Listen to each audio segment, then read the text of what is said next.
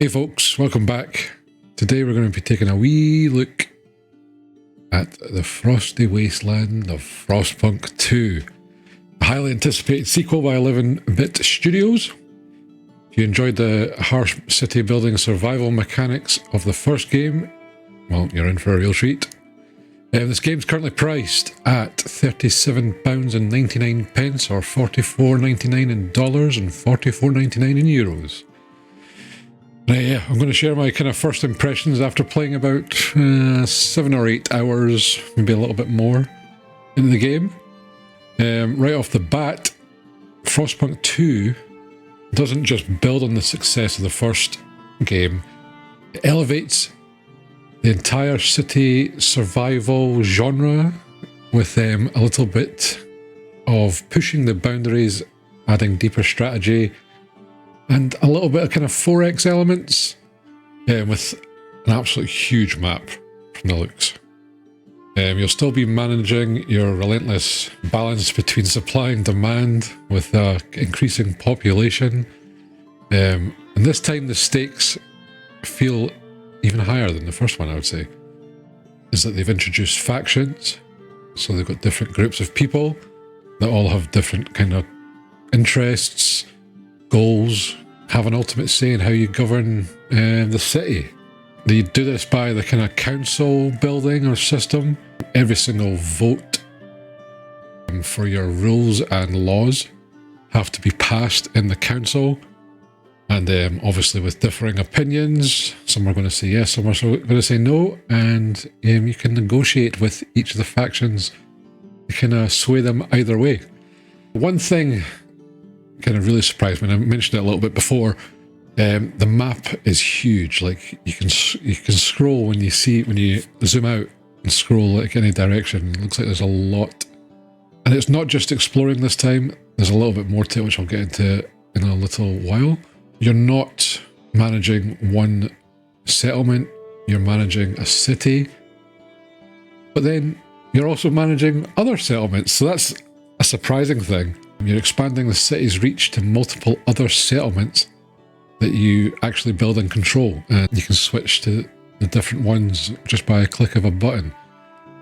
So you'll be sending out your expeditions like before, but then you'll also be trading different resources to all your different settlements and to the city, like your coal and oil. And then, yeah, that ultimately has impacts on your main city. So gameplay-wise, the sequel is a lot more strategy-heavy, and that's not a bad thing. Constant back and forth between your citizens' needs and the rising power of these factions keeps you on your toes. You're no longer trying to just keep a tiny wee settlement warm. You're now responsible for a sprawling metropolis on the brink of extinction.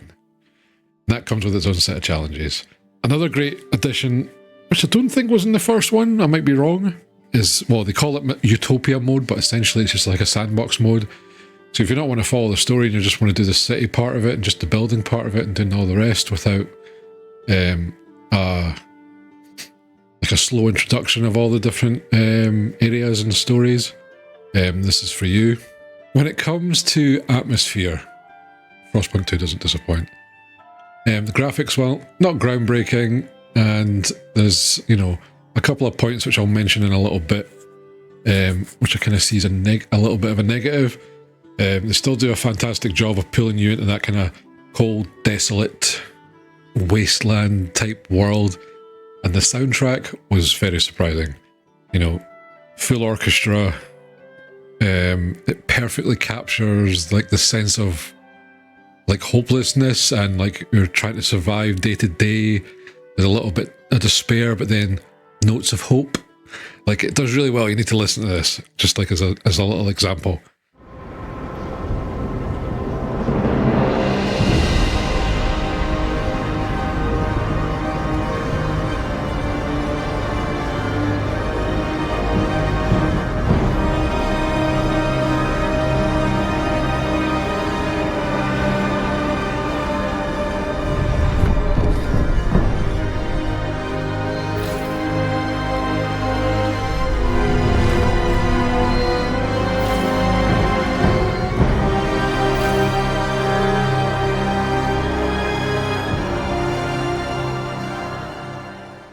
However, while the visuals are decent, I do feel that this game, you're more detached from the city. So in the first game, you're building very kind of small. It was this wee tiny settlement in a crater or a ravine or somewhere, and you know, you could zoom in and watch all the people do their laborious jobs and all that kind of stuff.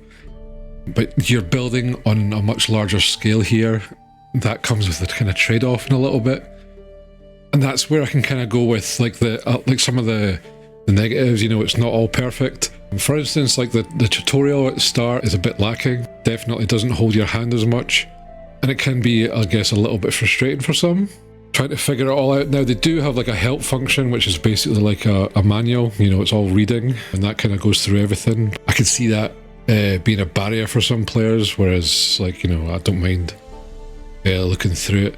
Yeah, like I was kind of hinting towards it. So because it's so like zoomed out and scaled back, like scaled larger, because you're looking after a city and stuff, the animation and the finer detail of the game is a little bit lacking. It's kind of weird, right? Because you can zoom in on districts and it zooms on the center of the districts, but then you can't really move away from it, and it's like obscured on the edges. It's kind of weird.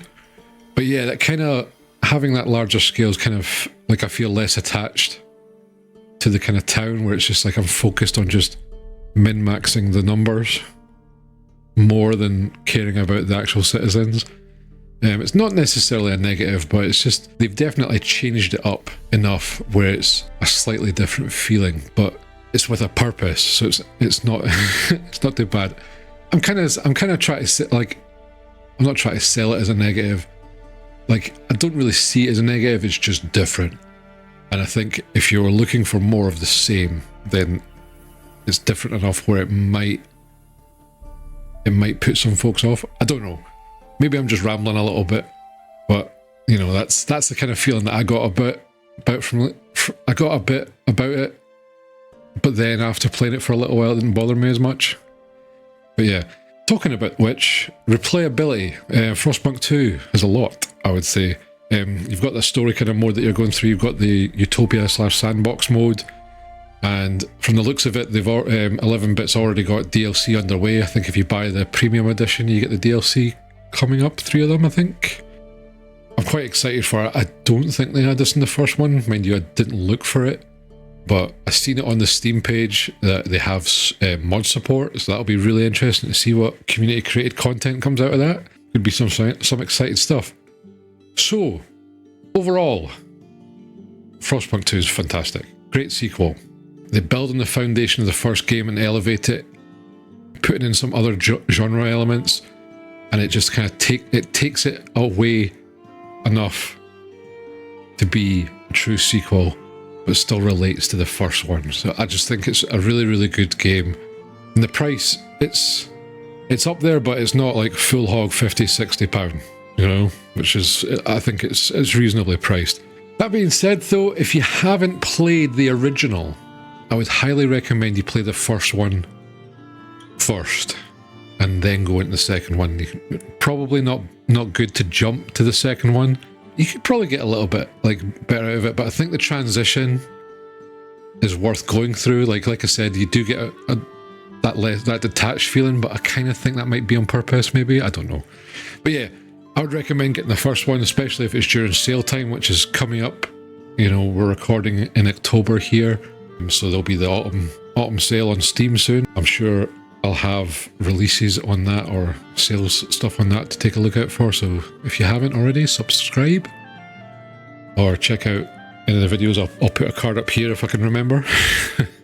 Anyway folks, I just want to say thank you for watching. If you found the first impressions video that we were just talking about helpful, don't forget to hit that like button and subscribe for more gaming content. Thank you for watching folks, I'll see you in the next one.